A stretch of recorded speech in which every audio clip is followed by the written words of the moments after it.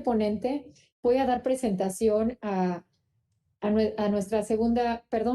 tercera ponente. Ella es licenciada en Derecho por la Universidad Veracruzana, tiene un diploma en Sistemas Internacionales de Protección de la Persona Humana, la Academia de Derechos Humanos y Derecho Internacional Humanitario de Washington College of Law, American University. Tiene también una maestría en Psicología Jurídica y Criminología y un doctorado en Derecho, ambos por el Instituto Universitario de Puebla, y actualmente es candidata a maestría en Derecho Constitucional y Derechos Humanos por la Universidad Panamericana. También es catedrática en la Facultad de Derecho de la UB desde 1999 e investigadora del Instituto de Investigaciones Jurídicas. Fue secretaria ejecutiva de la Comisión Estatal para la Atención y Protección de los Periodistas en el periodo del 2012 al 2015. También estuvo como coordinadora del Programa de Derechos Humanos de la Universidad Veracruzana, titular de los seminarios sobre Sistema Interamericano y de Derechos Humanos. Es la presidenta de la Comisión Estatal de Derechos Humanos de Veracruz. Y bueno, no quiero ya tardarme más para no quitarle tiempo a la doctora Namiko Matsumoto Benítez. Doctora, yo quiero intervenir. Soy el doctor Del Ángel y me tomé aquí el micrófono, se lo robé un poco. No sé si participación. No sé si me escucha, doctora. Ya, ahora sí, gracias. Gracias. Le tomo un minuto a su presentación y a Mabel para agradecerle en lo personal, doctora, su participación, su acompañamiento, su cercanía,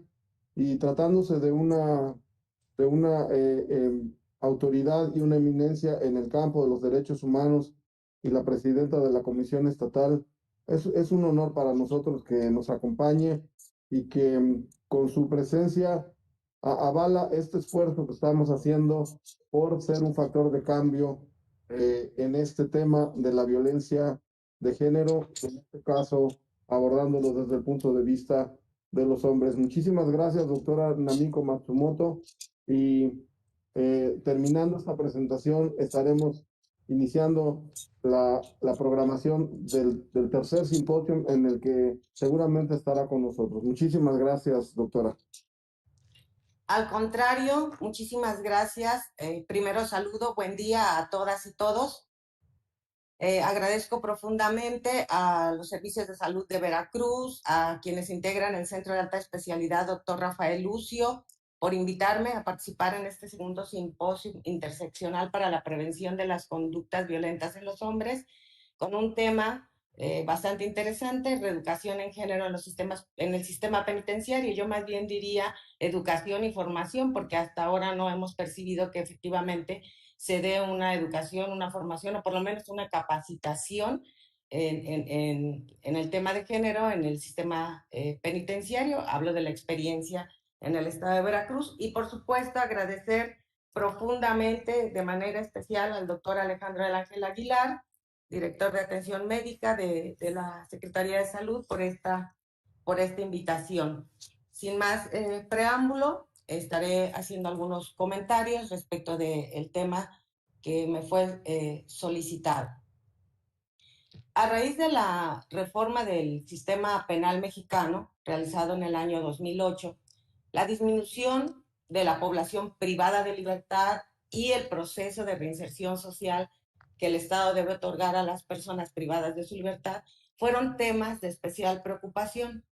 Lo anterior se vio reforzado con la reforma constitucional en materia de derechos humanos, que por cierto ya estamos muy próximos a su 10º aniversario, ya que dentro de las distintas modificaciones realizadas a nuestra Carta Magna se reforma el artículo 18 constitucional, elevando a rango constitucional el respeto a los derechos humanos en el sistema penitenciario. Esto llevó a que durante el año 2016 se aprobara la Ley Nacional de Ejecución Penal, la cual tiene como objetivo establecer las normas que deben observarse durante el internamiento por prisión preventiva, en la ejecución de las penas y en las medidas de seguridad impuestas como consecuencia de una resolución judicial o una sentencia, como nosotros lo conocemos, así como regular los medios para lograr la reinserción social, transformando con esto la visión tradicionalista de la readaptación social del delincuente a reinserción social de la persona sentenciada. Si bien la Ley Nacional de Ejecución Penal surge para contrarrestar los problemas de los centros penitenciarios, que muchos conocemos como el hacinamiento, el autogobierno y las diversas violaciones a derechos humanos, debemos admitir que aún no se ha consolidado este objetivo de la ley. Digamos,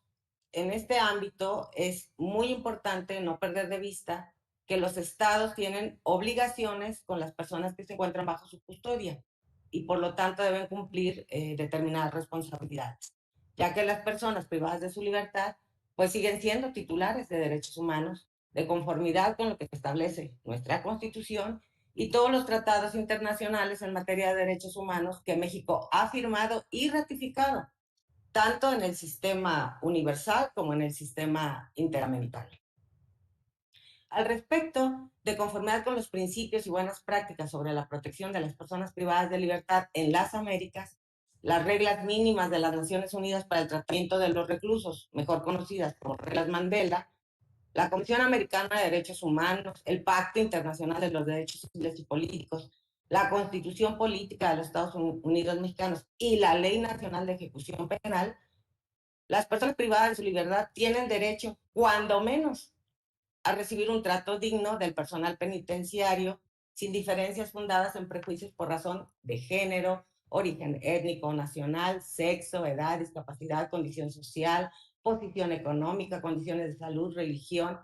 opiniones, preferencias sexuales o identidad de género, estado civil o cualquier otra, dicen los tratados internacionales también, que atente contra la dignidad humana. Generalmente esto se conoce como categorías sospechosas, o sea, el estar inmerso o incurso en una de estas características que pueden ser consustanciales a la persona humana, se conoce como categoría sospechosa, o sea que en razón de estas es muy, muy probable que la persona sea sujeta de discriminación. También, por supuesto, recibir asistencia médica preventiva y tratamiento para el cuidado de la salud, atendiendo a las necesidades propias de su edad y sexo, en por lo menos unidades médicas que brinden asistencia médica de primer nivel en términos de la Ley General de Salud en el centro penitenciario. Y en caso de que esta atención sea insuficiente, por los propios padecimientos que presenten las personas privadas de libertad, se debe proporcionar la atención médica avanzada que requiera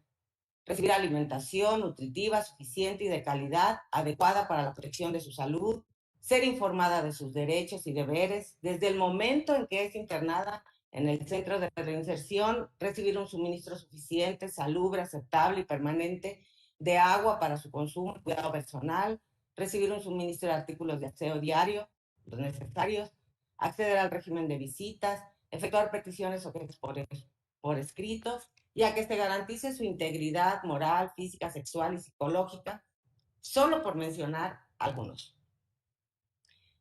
La restricción a la libertad que realiza el Estado únicamente es el resultado del compromiso que tiene con la sociedad en la protección de bienes jurídicos. Por lo tanto, la privación de la libertad debe ser entendida como un punto de equilibrio entre los derechos de la sociedad, es decir, los intereses jurídicos que el Estado está obligado a proteger, y los derechos de la persona sujeta a la acción penal. Y en este orden de ideas, las acciones para la reinserción social de la persona sentenciada, pues tienen un papel fundamental. En este sentido, las autoridades penitenciarias tienen la obligación de integrar un plan de actividades específico para atender las características particulares de la persona privada de la libertad. Sin embargo, la realidad con la que nos enfrentamos es que la homogenización de trato que las autoridades penitenciarias dan a las personas privadas de su libertad invisibiliza a aquellas personas que pertenecen a grupos en situación especial de riesgo y de las cuales los estudios de género hacen particular mención. Tal sería el caso de las mujeres, las mujeres embarazadas, en periodo de posparto y lactantes, los niños y niñas que viven con sus madres en prisión y las personas integrantes de la comunidad LGBTI+. Por cuanto hace a las mujeres privadas de su libertad, la Corte Interamericana de Derechos Humanos, en el caso penal Castro y Castro contra Perú, determinó que no deben sufrir discriminación y deben ser protegidas de todas las formas de violencia o explotación. Este es el primer caso, digamos, en que la Corte Interamericana hace un abordaje desde la perspectiva de género con fundamento en la Convención de Belém do Pará, en la circunstancia particular de mujeres privadas de libertad. Y que las detenidas deben ser supervisadas y revisadas por oficiales femeninas y las mujeres embarazadas y en lactancia deben ser proveídas con condiciones especiales durante su detención. Por cuanto hace a las mujeres embarazadas, la Comisión Interamericana de Derechos Humanos, en su solicitud de opinión consultiva sobre enfoques diferenciados en materia de personas privadas de la libertad,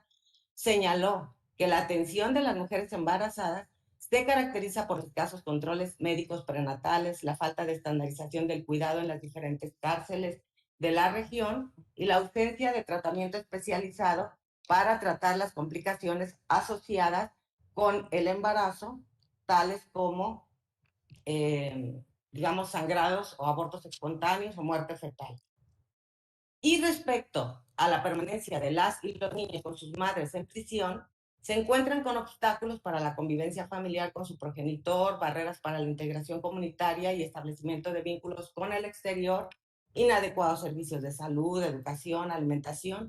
así como sometimiento de ingreso y permanencia contrarios a su interés, me refiero al interés superior del menor. Por cuanto hace a las personas lesbianas, gays, bisexuales y trans, ellas sufren afectaciones debido a la estigmatización, prejuicios existentes con base en la orientación sexual, identidad de género o características sexuales diversas, exponiéndolos a un mayor riesgo de violencia al ingreso a unidades carcelarias sin considerar la identidad de género, exponiéndolos a una segregación dentro de la misma prisión, al no reconocimiento de su identidad y expresión de género, así como la falta de servicios de salud adecuados. Adicionalmente, la Asociación para la Prevención de la Tortura ha documentado que hacia las personas LGBTI+ existe un uso excesivo de la fuerza por el personal de custodia, hostigamiento por parte de otros internos y el personal penitenciario, así como agresiones por el uso de prendas consideradas no conformes con el género percibido o por muestra de afecto por personas del mismo sexo. Las personas privadas de la libertad que pertenecen a estos grupos se enfrentan a efectos desproporcionadamente perjudiciales en la atención y trato, precisamente por la falta de protección diferenciada. Es en este sentido que las autoridades tienen el deber de capacitar o reforzar la preparación de las personas encargadas de los centros penitenciarios, tanto el personal administrativo como custodios, a fin de que cuente con las herramientas necesarias que permitan la aplicación de la perspectiva de género, tanto en el ingreso, permanencia y en el desarrollo de las actividades dirigidas a la reinserción social de las personas privadas de la libertad. Tal y como indica Naciones Unidas en las reglas para el tratamiento de los reclusos y medidas no privativas de libertad para las mujeres delincuentes, más de la mitad de las internas han sido víctimas de maltrato por razón de género antes de ser encarceladas. Además, ha detectado que la mayoría de las mujeres proceden de un entorno socioeconómico de vulnerabilidad o en riesgo de exclusión y con altas tasas de desempleo. Esto, de acuerdo a Naciones Unidas, ofrece una explicación de por qué las conductas delictivas más habituales entre ellas suelen ser de tipo económico, como delitos contra el patrimonio, la propiedad o la salud pública, mientras que los delitos de sangre son poco comunes. En el estudio Criminalidad y Mujeres, los estereotipos de género en el entorno penitenciario, de la autoría de Virginia Sinelli, se consignó, entre otras cosas,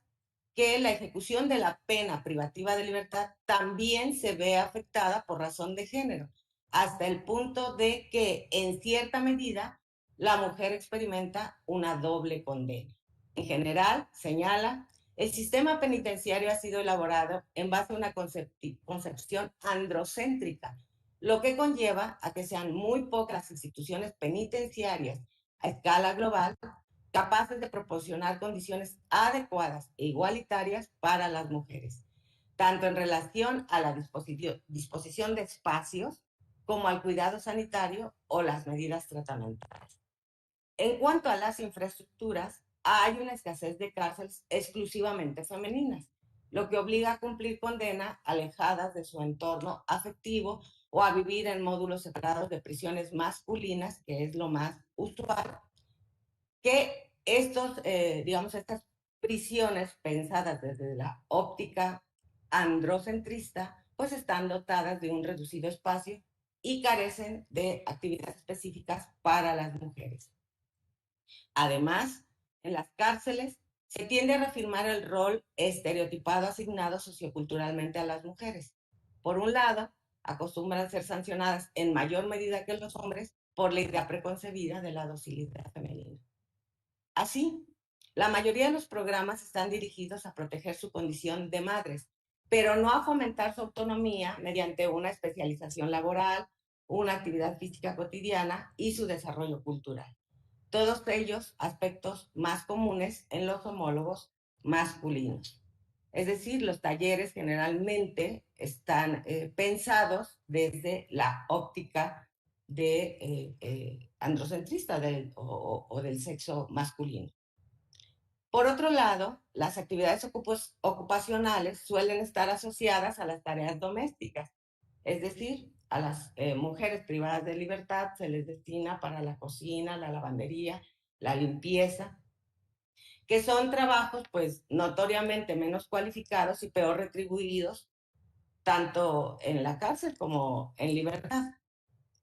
A esto, nos dice Sinelli, se une el rechazo social por no haber cumplido con el rol que se esperaba de ellas, de las mujeres, ¿no? Exclusivamente el de mujer, madre y principal responsable del cuidado de la familia. Entonces, con base a estos estereotipos de los que habló de manera también magistral quien me antecedió en el uso de la voz. Todos estos factores contribuyen a que la reinserción social posterior pues presente una mayor dificultad para las mujeres y aumentando pues con ello el riesgo de reincidencia.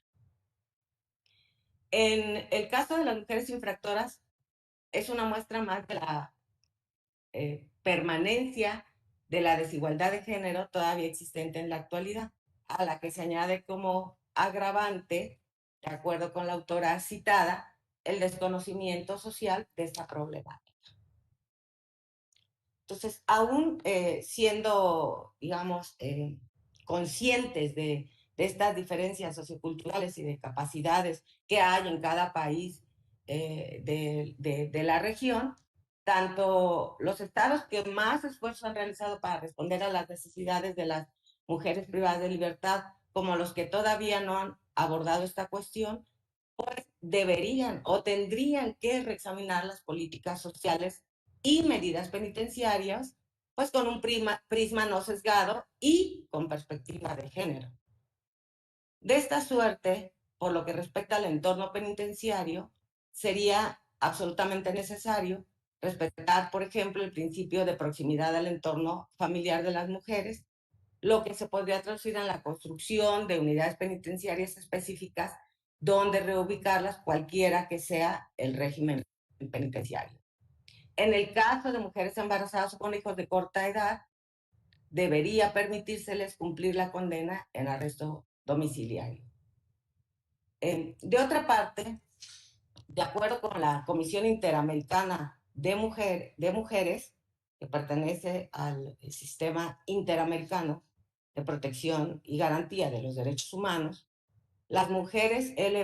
LGBTI+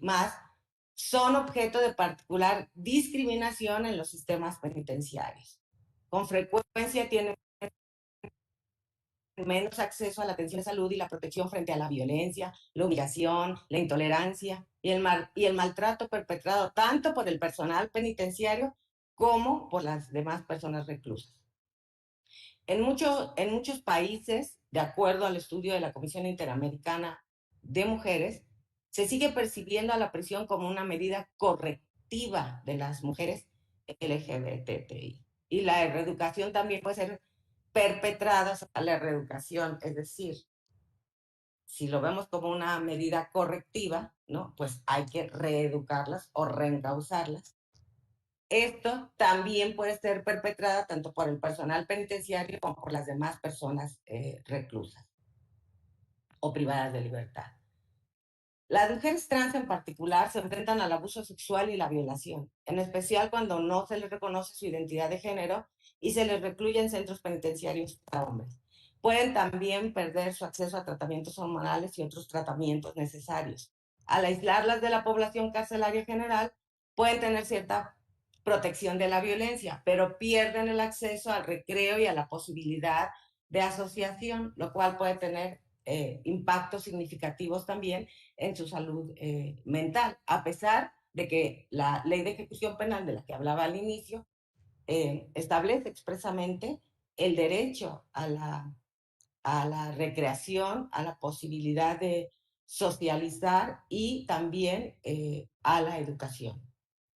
De igual manera, las políticas de visita conyugal tienden a discriminar contra estas mujeres privadas de su libertad, ya que no en todos los países de la región se reconoce el matrimonio igualitario.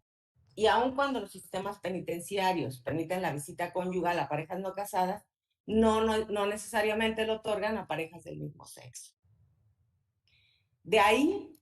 de lo que hemos comentado, es que la perspectiva de género, entendida como las acciones que deben emprenderse para actuar sobre los factores de género y crear las condiciones de cambio que permitan avanzar en la construcción de la igualdad de género, pues juegan un rol fundamental para garantizar los derechos humanos de las personas privadas de libertad, en particular las mujeres y más expresamente de los grupos de los que he hablado anteriormente, justamente por su condición de vulnerabilidad. Yo agregaría de especial vulnerabilidad. Retomando, pues, la Comisión Interamericana de Derechos Humanos ha sostenido que en el contexto de privación de libertad, a fin de garantizar que las mujeres embarazadas, lactantes y periodo de posparto no se enfrenten a discriminación y violencia y disfruten de sus derechos a la vida, integridad personal, información y familia, los estados, léase o entiendan, las autoridades deben adoptar medidas específicas que respondan a sus condiciones especiales. En relación con el tratamiento que deben recibir las mujeres privadas de la libertad, en la sentencia ya citada del penal Miguel Castro y Castro contra Perú, la Corte Interamericana se refirió a lo señalado por la Oficina de la Alta Comisionada de las Naciones Unidas para los Derechos Humanos, en el sentido de que las mujeres embarazadas y lactantes privadas de su libertad deben ser proveídas con condiciones especiales durante su detención.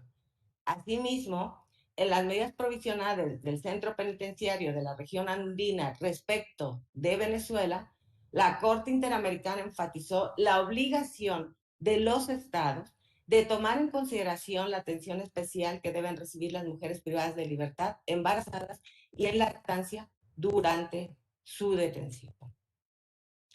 Por otra parte, de conformidad con las reglas de las Naciones Unidas para el tratamiento de las reclusas y medidas no privativas de la libertad para las mujeres delincuentes, conocidas como reglas de Bangkok, el régimen penitenciario deberá reaccionar con flexibilidad ante las necesidades de las mujeres embarazadas, las madres lactantes y las mujeres con hijos. Al respecto también, el Parlamento Europeo señaló que las mujeres embarazadas deberán poder recibir las condiciones básicas necesarias para el buen desarrollo de su embarazo y maternidad. En este contexto, señalan las reglas de Bangkok que los estados deben procurar establecer programas apropiados para estas mujeres, dentro de los cuales, según la Oficina de las Naciones Unidas contra la Droga y el Delito, se encontrarían, entre otros, como un piso mínimo, el de nutrición, atención médica y aptitudes parentales. De otra parte, con relación a la población LGBTI más nos preguntamos, como lo hizo la Comisión Interamericana de los Derechos Humanos a propósito de la solicitud de opinión consultiva con relación precisamente a estos temas, cómo deben las autoridades tomar en cuenta la identidad de género en la cual se identifica la persona al momento de determinar la unidad a la que debe ingresar. De acuerdo con la Comisión Interamericana de Derechos Humanos, las obligaciones internacionales de los estados respecto de sus políticas de segregación por sexo de las personas cuya libertad está o será restringida en función del respeto y garantía del derecho a la identidad de género, que además está protegida por la Convención Americana, en conexión con la obligación de prevenir penas y tratos crueles, inhumanos y degradantes en contra de las personas transgénero, consisten en, por lo menos, elaboración y gestión de registros de datos acordes a la autoidentificación, es decir, cómo se autoidentifica una persona con relación a su género. Determinación de la sección de reclusión de acuerdo con el género autopercibido. Asegurar la participación de las personas LGBT en las decisiones relativas al lugar de detención apropiado para su orientación sexual e identidad de género y, por supuesto, la prevención de malos tratos. El problema de la indeterminación de la unidad a la que deben ingresar las personas transgénero, cuya libertad va a ser restringida o ha sido restringida, es el reflejo de la situación del cuestionamiento constante de su identificación sexogenérica a nivel social y jurídico. Al respecto, la Corte Interamericana de Derechos Humanos ha señalado que dicho cuestionamiento las obliga a detentar otra identidad que no representa su individualidad, afectando de esta manera el goce y ejercicio de sus derechos humanos. Sumado a lo anterior,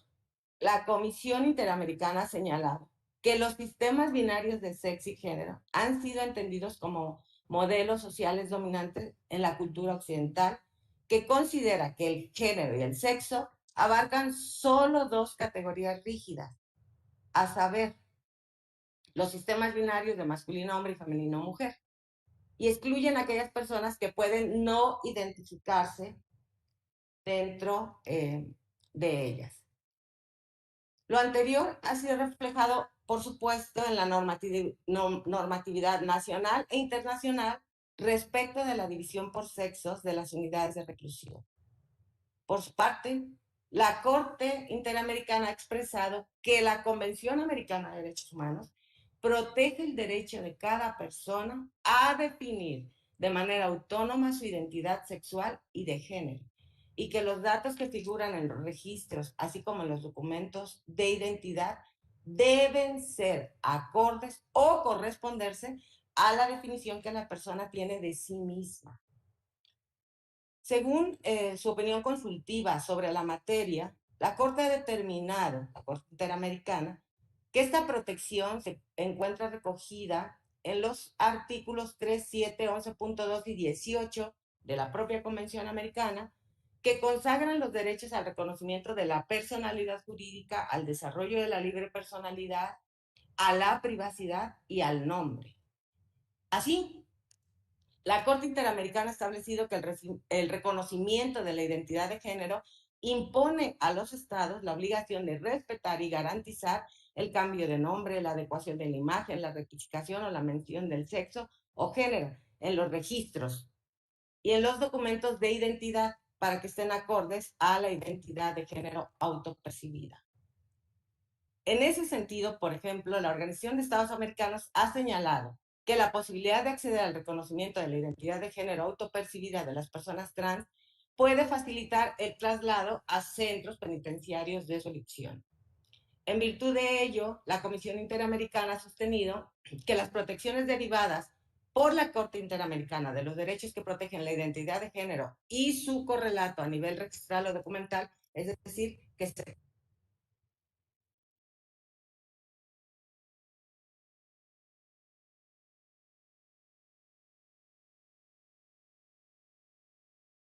los ámbitos. Es decir, no falta que esté así documentada, sino que las prácticas se correspondan precisamente con esa documentación correcta.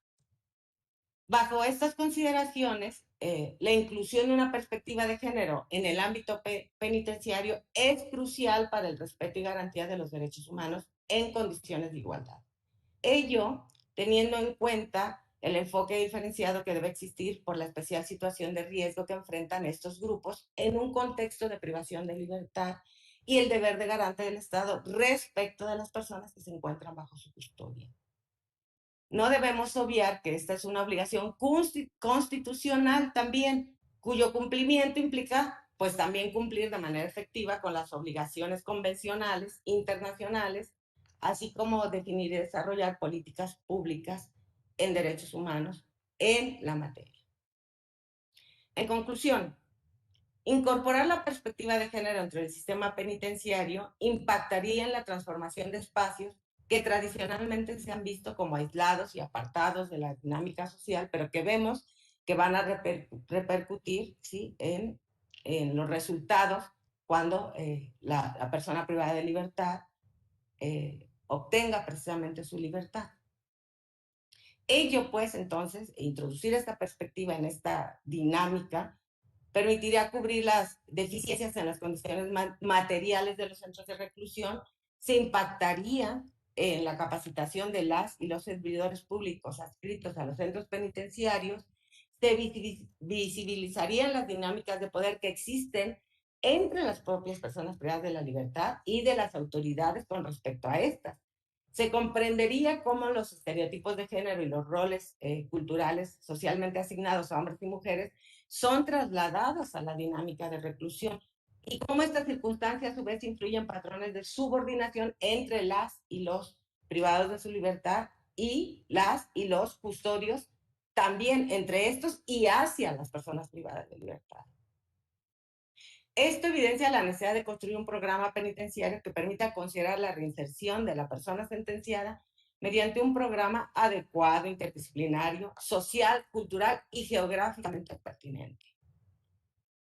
Estoy cierta que la inclusión de la perspectiva de género dentro del sistema penitenciario, pues, debe ir más allá, pues, de la incorporación de su enseñanza a las y los custodios o a las personas privadas de la libertad.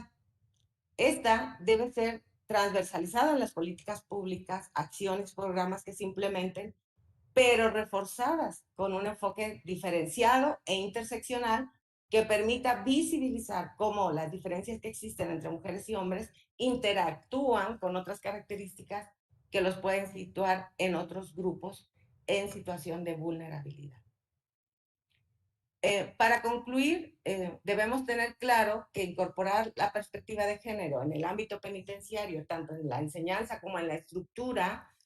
nos permite contar con una herramienta clave para combatir la discriminación y la violencia contra las mujeres y contra las personas con orientaciones sexuales e identidad de género diversas, que impactaría de forma efectiva en el ejercicio de los derechos humanos desde el momento de su ingreso hasta su egreso, y lo cual seguramente también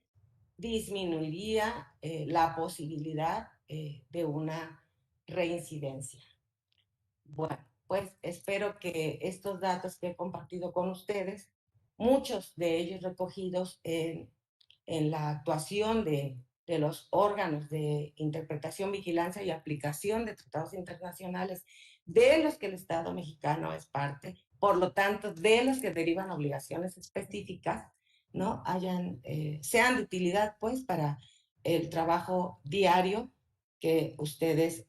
realizan. También en el sector salud es muy importante incorporar esta perspectiva en el trabajo diario. Está en las normas, pero eso no necesariamente se traduce o automáticamente se traduce en prácticas acorde con lo establecido en la norma,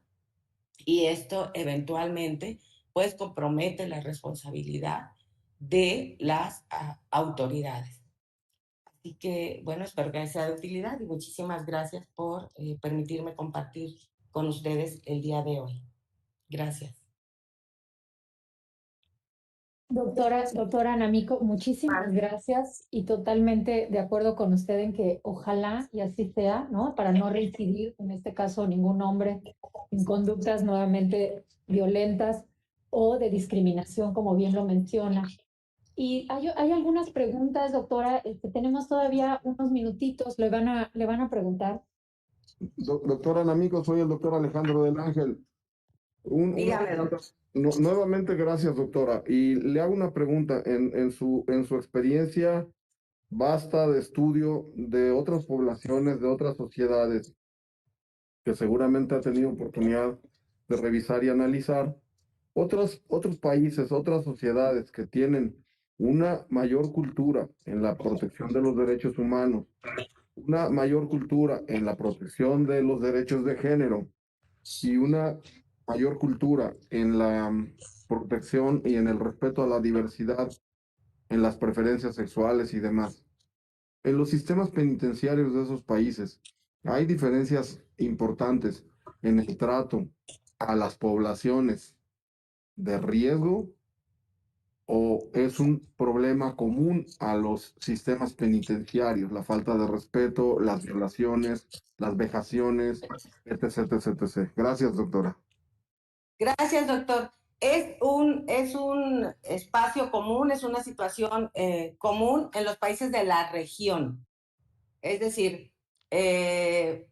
hay infinidad de sentencias de la Corte Interamericana. Cité el caso del penal Castro y Castro porque es, digamos, la sentencia paradigmática. Es la primera vez que en una sentencia la Corte Interamericana de Derechos Humanos hace uso, pues, de esta perspectiva de género dentro del espacio penitenciario para hacer el análisis de las violaciones que sufrieron estas mujeres privadas de la libertad. Pero es una circunstancia que priva, ¿sí?, en la mayoría de los países de la región. Por ejemplo, hay otros estados, ¿no?, en Europa, que incluso en las sanciones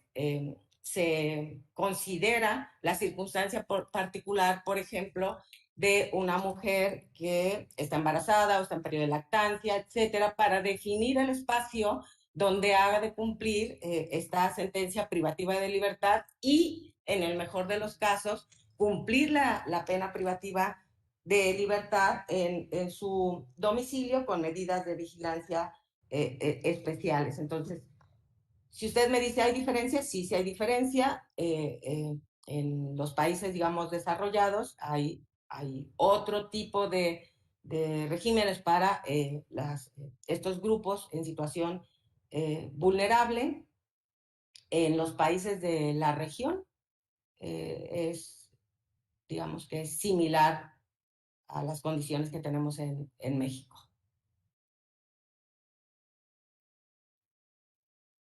Doctora, por ahí nos pregunta alguien que está escuchándola, que, bueno, primero que nada la felicita por la participación y decía, bueno, nos preguntan que si puede haber algún documento, contar con algún documento de tan importantes datos que nos brindó, o dónde Claro puede que acceder a este documento. les hago llegar digamos, el resumen de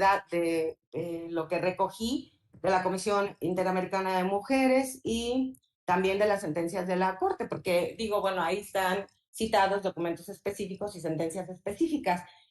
pero